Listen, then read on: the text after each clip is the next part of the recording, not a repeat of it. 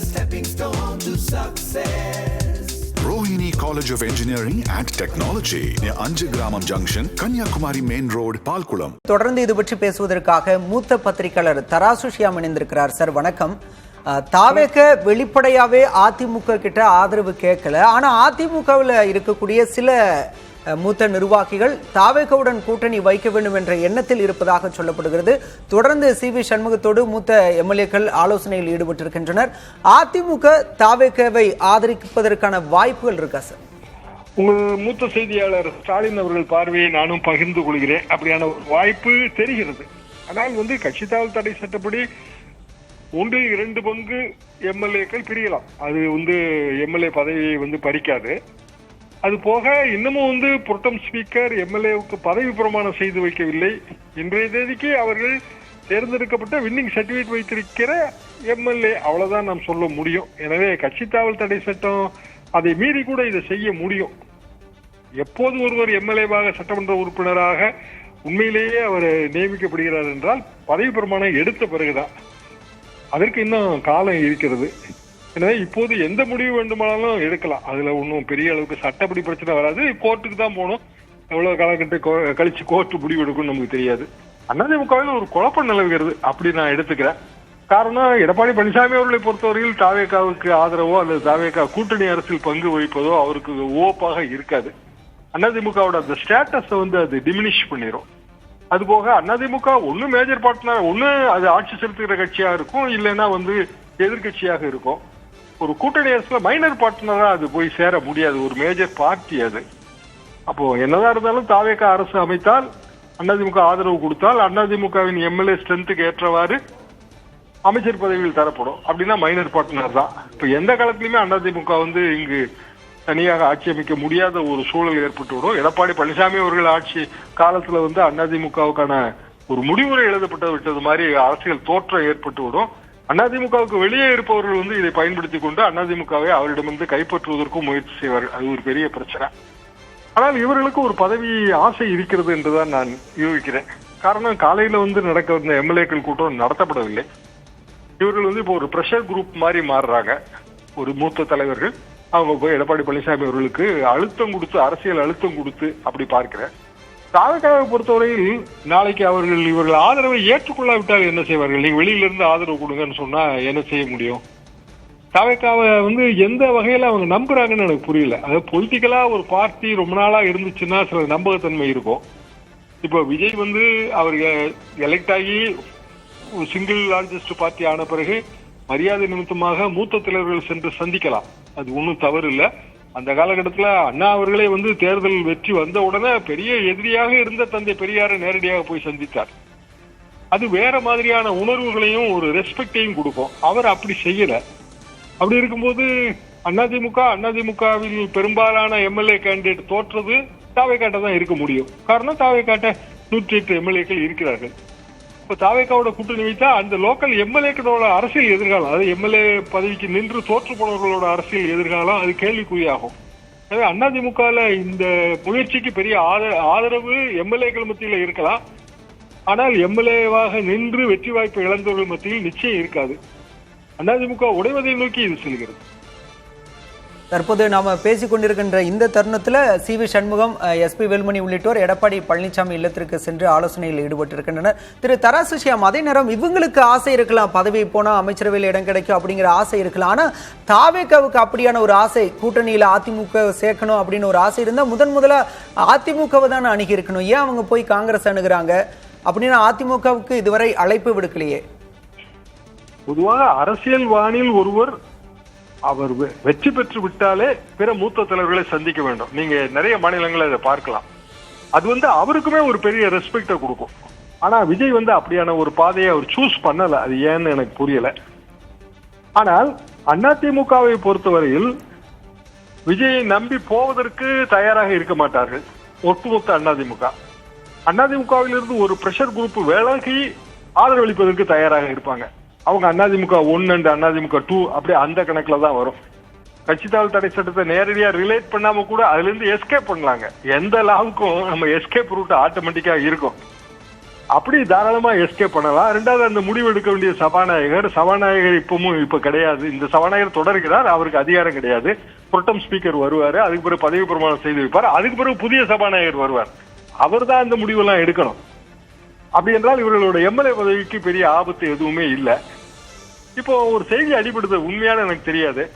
ஆளுநர் 2 நாள் தான் விஜய்க்கு டைம் கொடுத்திருக்கிறாருன்றாங்க. அதாவது சட்டமன்றத்துல நம்பிக்கை தீர்மானம் கொண்டு வருவதற்கு. இப்படி 2 நாள் தான் டைம்னா அது ஒரு பேட் பிரசிடென்ட். அந்த காலத்துல ஜானகி அம்மாளுக்கு 30 நாள் கிட்ட டைம் கொடுத்தாங்க. 2 நாள் டைம்னா ஒருவேளை அந்த பிரஷர்ல விஜய் இதுக்கு தயாராக இருக்கிறாரா அப்படியும் நம்ம இதுல பார்க்கணும். 2 நாளுக்குள்ள ஒரு ஆதரவு திரட்ட முடியாது. அப்படிதான் அதுக்கு தயாராக இருக்கிறாரா, இது எல்லாமே நாம் பொறுத்திருந்து பார்க்க வேண்டிய விஷயம். தமிழ்நாடு இது வரைக்கும் இப்படியான ஒரு சூழலை சந்தித்ததும் கிடையாது. எல்லா கட்சிகளும் ஒன்று அவர்கள் தனி மெஜாரிட்டியோட வந்திருக்காங்க. கலைஞர் மட்டும் 96 எம்எல்ஏயோட வந்தாரு.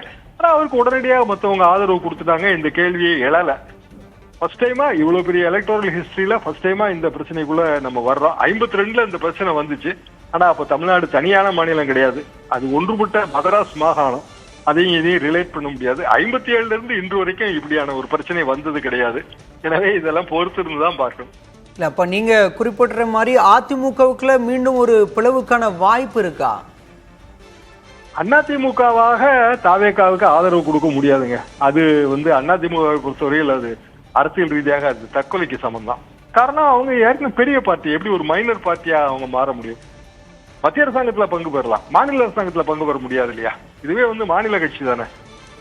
அவர்களை பொறுத்தவரை எதிர்கட்சியா தான் அவங்க செயல்படணும். 1 வருஷம் 2 வருஷம் எதிர்கட்சியா இருக்கிறதுல என்ன கெட்டு போச்சு? இல்ல 5 வருஷமா எதிர்கட்சியா இருக்கட்டுமே, அதுல என்ன கெட்டு போச்சு? ஆரம்பத்துல வெற்றி செய்தி வரும்போது எதிர்கட்சியா சிறந்த எதிர்கட்சியா செயல்படுவோம் தானே சொன்னாங்க. அப்ப அதிமுகவில் இருக்கிற சில எம்எல்ஏக்களோட எண்ணமா தானே இது தெரியுது. எத்தனை எம்எல்ஏக்கள் நமக்கு தெரியாது. ஒரு 10ஓ 15ஓ வச்சுக்கலாம், ஏதோ ஒரு நம்பர் வச்சுக்கோங்க. அப்படின்னா அது பியூர்லி பதவி ஆசை தான். தாவேகாவும் அவங்களை சேர்த்துக்கிட்டா தாவேகாவோட ஃப்ரெஷ்னஸ் அப்பீலே போயிடும். அவங்களும் பதவிக்காக காம்ப்ரமைஸ் பண்றாங்க, ஆட்சி நீடிக்கணுங்கிறதுக்காக காம்ப்ரமைஸ் பண்றாங்க. இப்ப எந்த வாய்கள் எல்லாம் வாழ்த்துப்பா பாடியதோ அந்த வாய்கள் எல்லாம் வசவுப்பா பாடும். இல்ல, எந்த கட்சிக்கும் பெரும்பான்மை இல்லாத போது அதிமுக அங்கு வந்தா ஒரு நிலையான ஆட்சி இருக்கும் அப்படிங்கிற எண்ணத்துல அதிமுக அந்த முன்னெடுப்பு எடுக்கலாம். இல்ல, லீமரஸ் குறிப்பிட்டாங்க, தாவேக அதிமுக இடையே ஒரு பேச்சுவார்த்தை நடந்துட்டு வருதுன்னு அதிமுகவோட எம்எல்ஏ லால்குடி எம்எல்ஏ சொன்னாங்க. ஆனா தாவேக தரப்புல இருந்து அப்படியான அதிகாரப்பூர்வ அறிவிப்பு வரல. ஒருவேளை அந்த சூழல்லாம் ஏற்படுவதற்கான வாய்ப்பு இருக்கா சார்? அப்படி அமைந்தால் ஒரு நிலையான ஆட்சியான சூழல் ஏற்படுமா? லீமரஸ் சொல்றதை வச்சுதாங்க இந்த சந்தேகங்கள்லாம் இப்ப கிளப்பப்படுகிறது. ஆனா இதை இப்படி பாருங்க, இப்போ 108 எம்எல்ஏக்கள் தான் தாவேகாவுக்கு இருக்காங்க. மிச்சம் 2 பேருக்குமே எந்த பெரிய அளவுக்கு அவங்க ஆட்சிக்கு நெருக்கத்துல போவதற்கான எம்எல்ஏ கணக்கு கூட இல்ல. நெக்ஸ்ட் லெவல்ல திமுக இருக்கு, கம்மி தான். அதுக்கு அடுத்த லெவல்ல அதிமுக இருக்கு, கம்மி தான். அப்போ ஒரு மைனாரிட்டி கவர்மெண்ட் கண்டினியூ ஆறதானே இந்த 2 கட்சிக்கு நல்லது. ஒவ்வொரு சட்டமன்றத்தில் வர்ற ஒவ்வொரு பிரச்சனையின் போதும் ஃப்ளோர் கோஆர்டினேஷன் தேவைப்படும். ஒரு முக்கியமான திருத்தம் கொண்டு வருதுன்னா அதிமுகட்டையும் கேட்கணும், திமுகட்டையும் கேட்கணும். இப்ப நரசிம்மராவ் கவர்மெண்ட் அப்படித்தானே நடந்துச்சு. நமக்கு தான் இது புதுசு. சென்ட்ரல்ல இது ஏற்கனவே பழைய ஓல்டு எக்ஸ்பெரிமெண்ட் தானே. அப்ப எல்லா கட்சிகளையும் கலந்து ஆலோசிப்பதுங்கிறது ஒருவேளை ஜனநாயகத்துக்கு நல்லது தானே. அதாவது மெஜாரிட்டி இல்லாத ஒரு அரசு அது நிலையற்ற அரசு அப்படி நம்ம எடுத்துக்க முடியாது. அதை நிலையான அரசாக யார் ஆக்குவாங்கன்னா ஃப்ளோர்ல இருக்கிற மற்ற கட்சிகள். அந்த ஒரு பெரிய நல்வாய்ப்பு திமுகவுக்கு அதிமுகவும் கிடைச்சிருக்கேன். அது எதுக்கு அதிமுக நழுவ விடுது?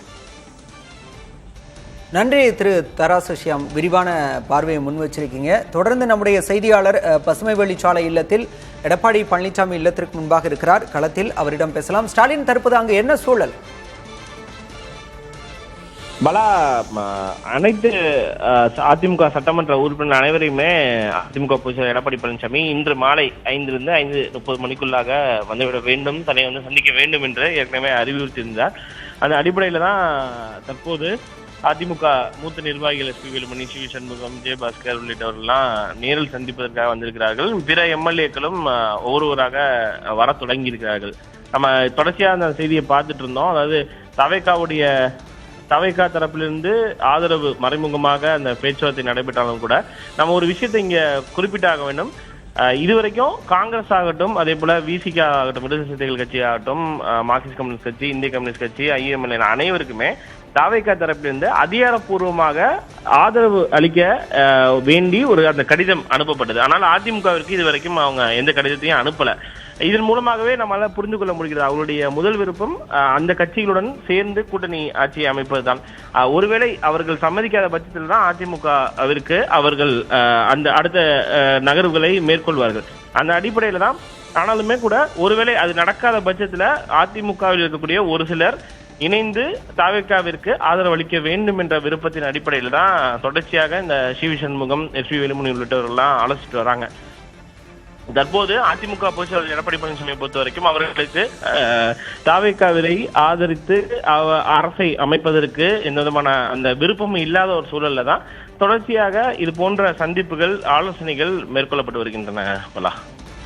ஸ்டாலின், தற்போது எடப்பாடி பழனிசாமி அதிமுக எம்எல்ஏக்களுடன் 5 மணி அளவில் ஆலோசனை நடத்தவிருக்கிறார். அடுத்து என்ன நடக்கப் போகிறது? தாவேக்கு ஆதரவு நிலைப்பாட்டை எடுப்பதற்காக சில நிர்வாகிகள் எடப்பாடி பழனிசாமியை சந்தித்து இருப்பதாக தகவல் வெளியாகி இருக்கிறது. விவரங்களுக்கு நன்றி ஸ்டாலின்.